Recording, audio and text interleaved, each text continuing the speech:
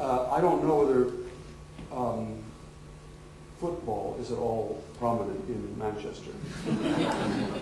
I have to say the best thing about getting this appointment at the University of Manchester is that I am really big time popular with all my grandchildren who, every time I come over here, I take back some Manchester United paraphernalia, and I'm going to the airport this afternoon to buy more.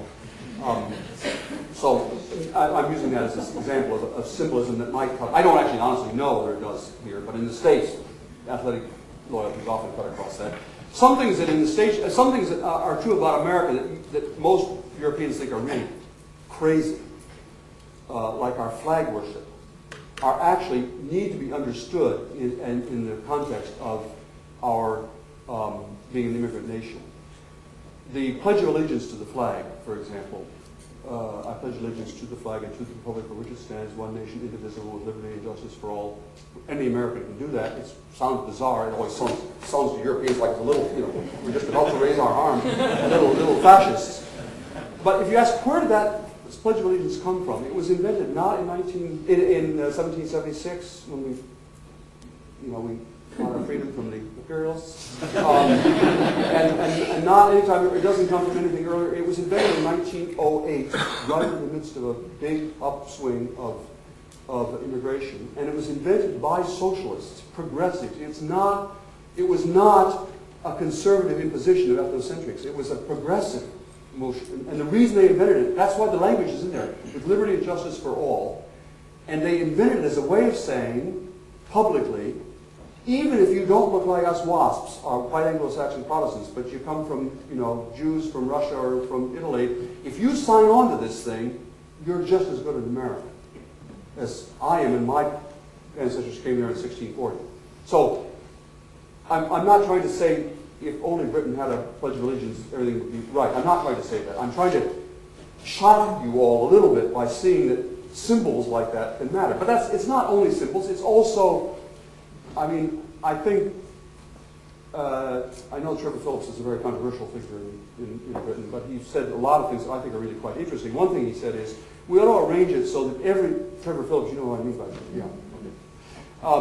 We ought to arrange it so that at least once a week, everybody has a sense of connection and with people who don't look like them. It doesn't have to be all the time and on all issues, but on a sporting field or in a classroom or in a concert or something, some sense of identity that trumps for a while that racial and ethnic identity. So you don't go through all your life thinking of yourself only as whatever, Pakistani or English or whatever. I'll tell one last story. I have one final question down here for me. Sorry. Okay, go ask a question, then I'll tell my story. Sorry, organised as privilege. I was worried you might be heading off to the airport. I am. It was one chapter in your book, Bowling Alone, was about the internet. Yeah. And you left a question at the end of that. Yeah. You said the internet can either turn out reclusive nerds or energized activists. Yeah. And you didn't know which way it was going to go. Yeah. Have you reached any conclusions? Yeah, it's going both ways. No, I think that this is a much longer topic, the impact of the internet on social connections. It certainly is not going to be a cure-all, that's for sure. It's also not going to make the problem much worse. I'm not one of those who think the internet's going to make the problem worse, but I also am not one of those who think the internet's going to make the problem better. It depends a lot. The crucial idea here is thinking of the internet not as some separate other thing, but using internet technology to make connections with other people that we also know offline. And so there are a lot of things like, do you know Facebook? Facebook is one of these new. Facebook was actually invented. This is the ultimate in name dropping. Well, no, the ultimate is going to be in a minute. My final story is the ultimate name dropping. This is the near ultimate in name dropping. The guy who invented Facebook did it while his roommate was a student of mine at Harvard. It was invented by a Harvard student. And it's basically a way of, initially it was a way of just making electronic contact with people that you could also actually know in real life, but it was just a way of making connections with them. And I actually am one of the earliest, I'm an early adopter for Facebook because of this historical thing. I've been on Facebook forever.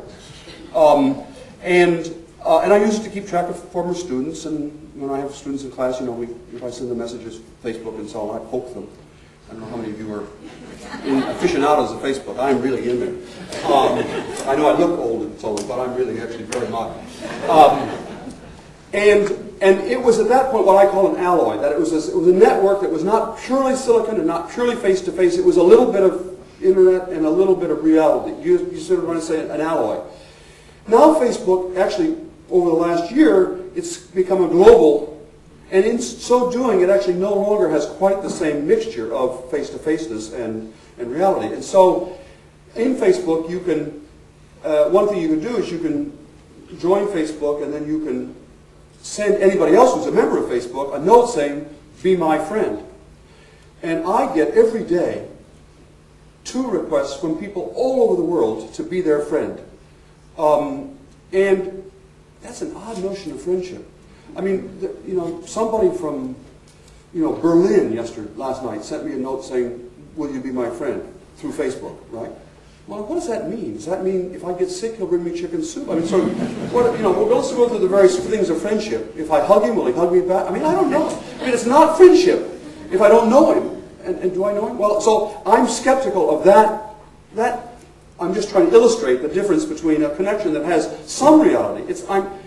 Some reality at some point in real face-to-face connections, and there are lots of internet ways of using the internet that will probably turn out to be positive with respect to the kind of things I'm concerned about, that is face-to-faceness, and real community connections. And certainly, for sure, there are ways in which communities can use internet connections to increase. I mean, for example, I live in a neighborhood where there's a neighborhood, you know, listserv, so we can communicate a lot better, because many of us are on the road a lot, not just in the picnics and barbecues, but now in the internet. That's totally positive. The anecdote, which I will end with, is kind of, you'll see it's kind of a joke on me, but it goes back to the question that somebody asked about symbolism. I mean, I responded about symbolism. I don't mean only symbols are important, because I think education is important, and I think provision for local area, for community centers and so on are important. This is the issue of how you weave together, how you build a bridge to battle. But, okay, now comes the name dropping. I went to London not so long ago, and the Queen heard I was in town. And probably this happens to you all the time. And so she invited me to Buckingham Palace. Well, again, it probably happens to you all the time. It doesn't normally happen in America. Actually, she heard that I was in town, heard about social capital, and in her weekly meeting with the Prime Minister, then Tony Blair, said, "What is the social capital business?" And he said, "I don't know, let's find out." And so he, no, that's not true, actually. He knew what it was.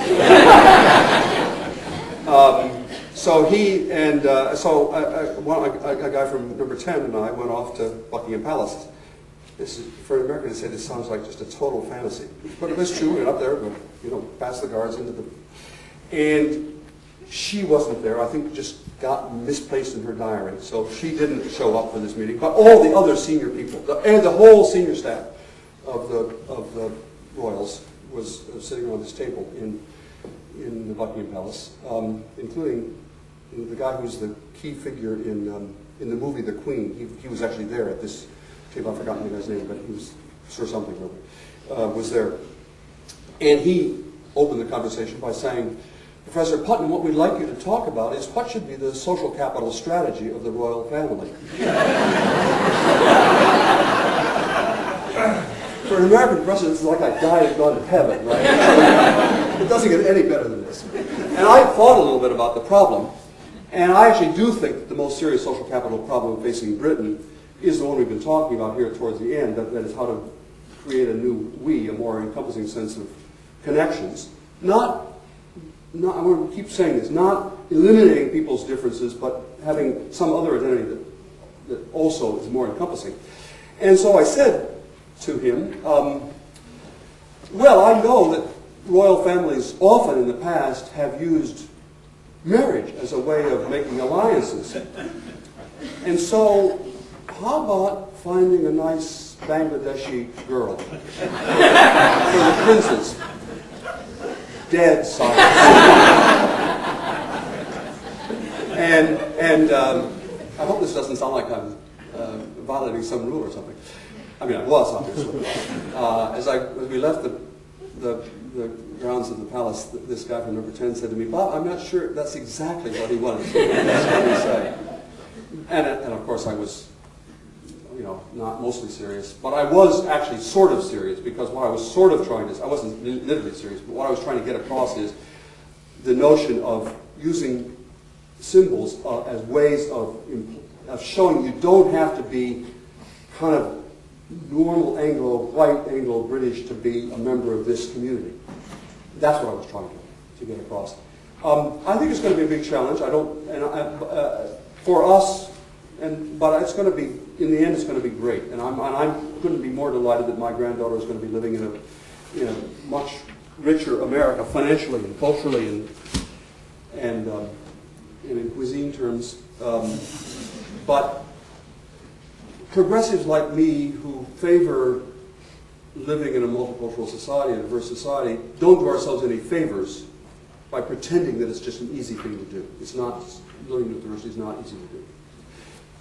I don't want to end on a downer. You've been terrific. Thank you so much for your attention.